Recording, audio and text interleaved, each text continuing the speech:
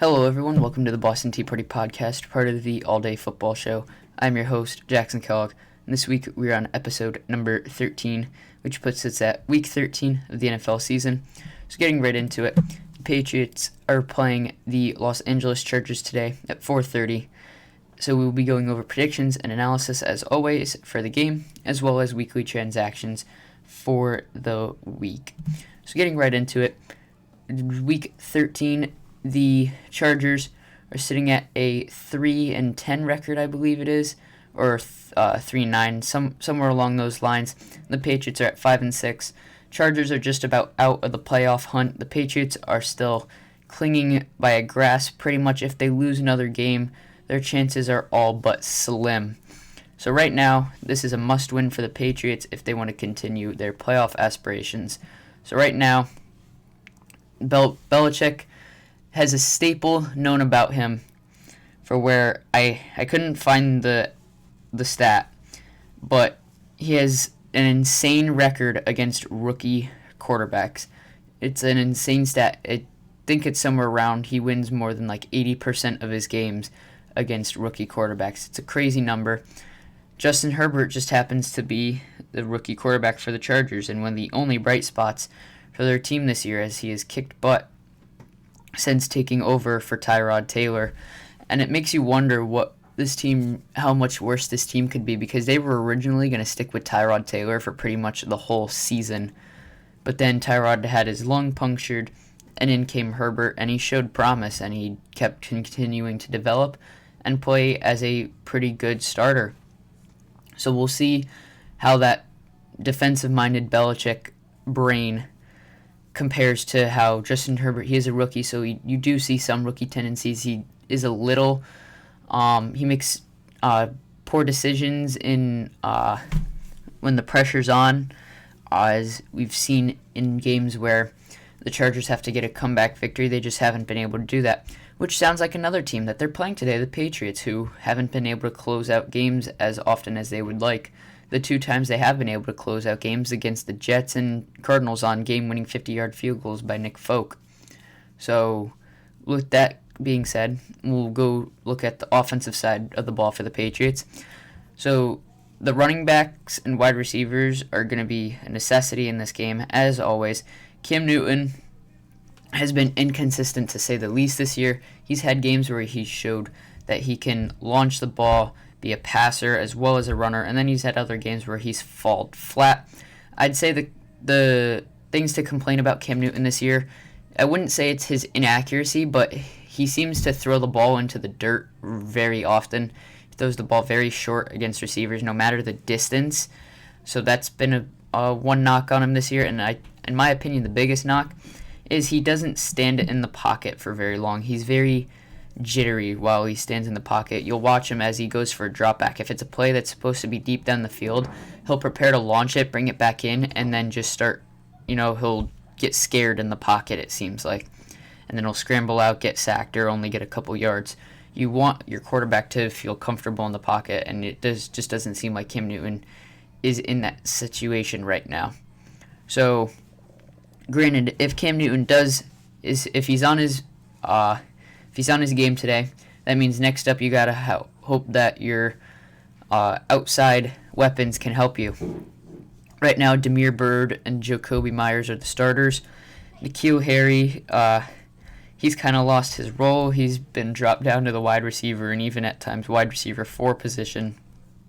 And Damian Harris has all but taken over the lead back role, with James White becoming the change of pace, third down, receiving down back.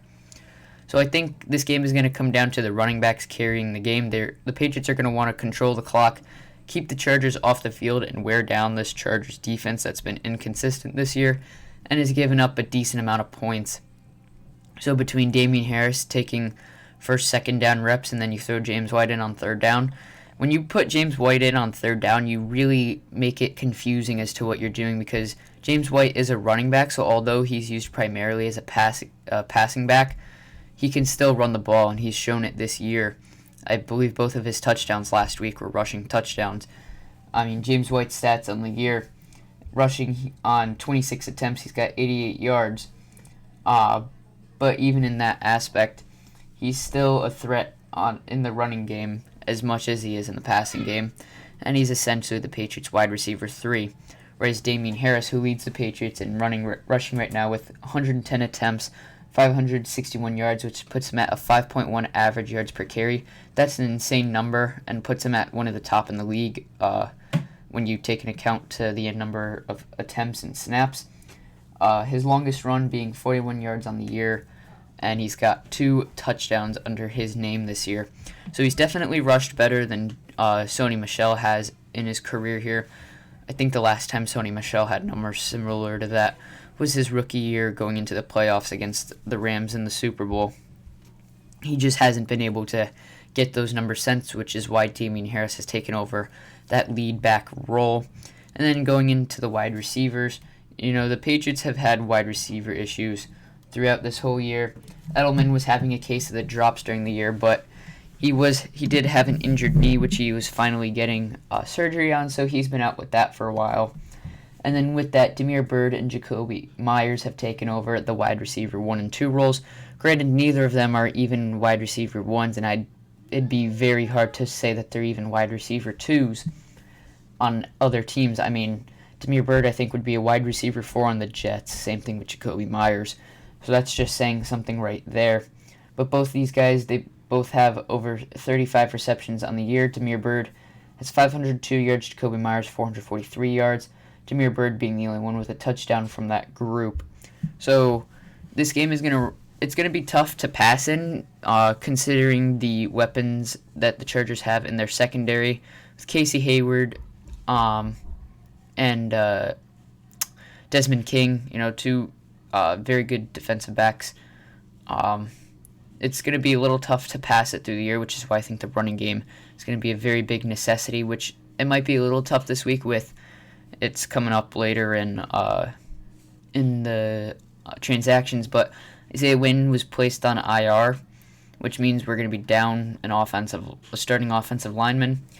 Look to see Michael Onwenu being pushed to left tackle, so our offensive line will probably look like Onwenu at left tackle, Tooney at left guard, Andrew center, Shaq Mason at right guard, and Jermaine Illuminor at right tackle, Illuminor was the original starting right tackle to start the year, and then later on he got injured. Michael Onwenu came in as a 6th-round rookie, kicked butt. They left him in as the starter, but now Jermaine Illuminor gets to come back into his original spot.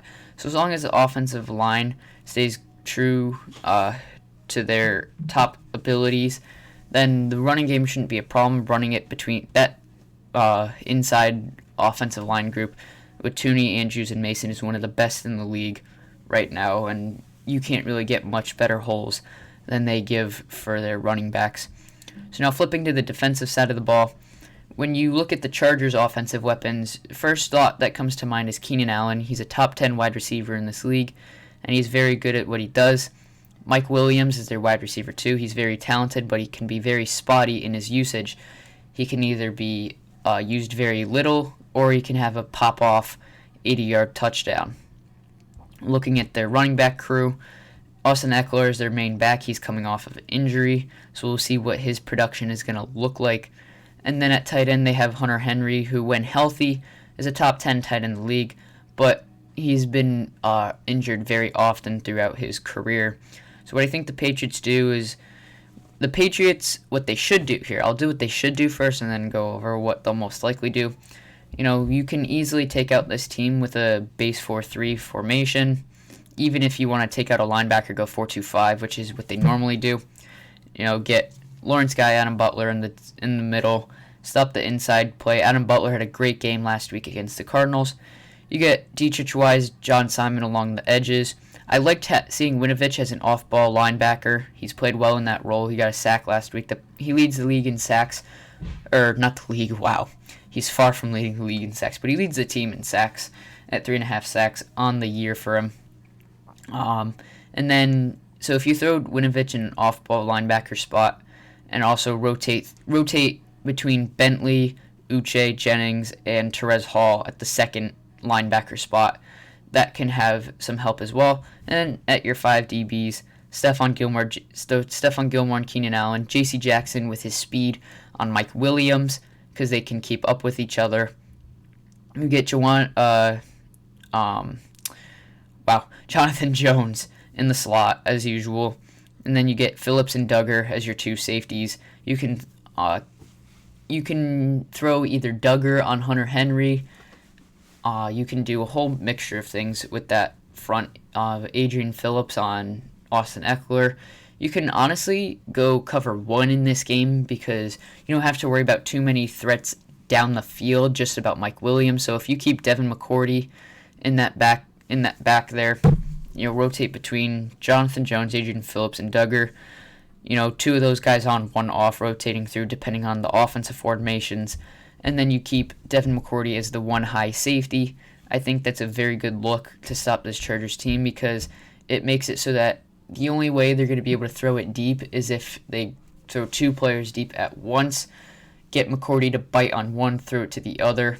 You'd really want McCourty to bite on whichever one is faster. I'm thinking McCourty would be more likely to bite on a Mike Williams deep ball than a Keenan Allen throw, which would leave one-on-one with Stephon Gilmore and Keenan Allen on a deep ball. I think Gilmore does really well on deep balls, so I wouldn't have too much of a worry on that unless he had a misstep and Keenan Allen actually beat him. Then Keenan Allen you might see go for a nice 75-yard touchdown. What the Patriots will most likely do, I honestly don't think it's going to be too much different from that, but they're going to give more zone looks. Last week against the Cardinals, they went with a lot of zone to contain Kyler Murray. Justin Herbert isn't too much of a running threat, but he is younger, and the younger quarterbacks coming out of college have more of a running style to them. And Justin Herbert isn't shy from taking the ball and running with it. So I wouldn't be surprised if the Patriots go with more zone coverage looks. My only issue with the zone coverage looks last week, so I'm a big anti-zone coverage guy, but the big thing that I was worried with last week with the Cardinals was there was one play where with zone coverage they ended up with Jawan Bentley, I think it was, or Anthony Jennings on DeAndre Hopkins. So that is not okay. That cannot happen with a zone coverage. I don't understand why more defensive schemes run with a man-zone mix, where so you have a zone, but you still have a shadow on a wide receiver. So you shadow Gilmore on Hopkins, but then the rest is zone coverage because you don't have to worry too much about their threats. I see an issue where you might end up with two guys in a zone, but a linebacker on a top 3 wide receiver in the league, in my opinion, the best receiver in the league, not a good mix at all. So expect to see more zone coverages in this game. What Bill Belichick and Steve Belichick are going to try and do is they're going to try and bait Justin Herbert into seeing something that's open and then do what the Patriots normally do, jump that route, intercept the ball, and try and take it to the house. So my predictions for this game, I'm going to go with the Patriots winning 26-24 with a game-winning kick by Nick Folk. I didn't throw that in there, but I just came up with that. I think Cam Newton and Justin Herbert are going to combine for 3 turnovers. I think Justin Herbert will get 2, Cam Newton will get 1. Cam Newton's been very turnover-prone this whole season. I'd expect him to make at least 1 mistake in this game. Then Justin Herbert, he's going to throw 2 turnovers, 2 interceptions. Look to be a ton of sacks in this game. More or less, the Chargers, I'd say Joey Bosa is going to get like 2 sacks. I didn't even get a chance to talk about Joey Bosa. He's such a beast on that defensive line. Their defensive front is very tough to beat between Joey Bosa and Melvin Ingram. So they're going to have to be careful on the offensive lines, trying to stop Joey Bosa, not throwing too much to stop him and not leaving other guys unblocked. And then I think James White and Damian Harris are each going to get a touchdown in this game. The running backs are going to be used plenty in this game, and I think these two, being the 2 best backs on the team, are going to carry the team to a victory running the ball. So now getting into weekly transactions. So the Patriots signed wide receiver Dante Moncrief and defensive lineman Akeem Spence to the active roster. So Dante Moncrief was elevated up as a standard elevation from the practice squad the last 2 weeks, but he didn't do too bad. He played well as a kick returner. So Belichick has made the decision to move him up to the main spot, as well as bringing up defensive lineman Akeem Spence to help with that defensive tackle rotation. The Patriots, in a corresponding move, released wide receiver Isaiah Ford, who they traded a conditional 2022 pick to the Dolphins for. So I guess that experiment didn't work out. I think the idea was more bringing in an extra wide receiver due to the injuries that they were having between Edelman and N'Keal Harry. It was an insurance, and Dante Moncrief pretty much beat him out as that insurance. The Patriots activated tight end Dalton Keene from injured reserve, so they will have 2 tight ends this week between Ryan Izzo and Dalton Keene. And then lastly, Patriots placed offensive lineman Isaiah Wynn on IR this week. He got rolled up on a play against, I forget if it was either the Cardinals or the Ravens. I forget what game that was. But he has been placed on injured reserve and will be out for at least the next 3 weeks. But anyways, guys, thank you so much for watching. If you enjoyed, be sure to leave a like and subscribe if you aren't already. Would be greatly appreciated. Hope you all have a great football Sunday. Let's go root for the Patriots to beat the Chargers today and continue their late playoff push.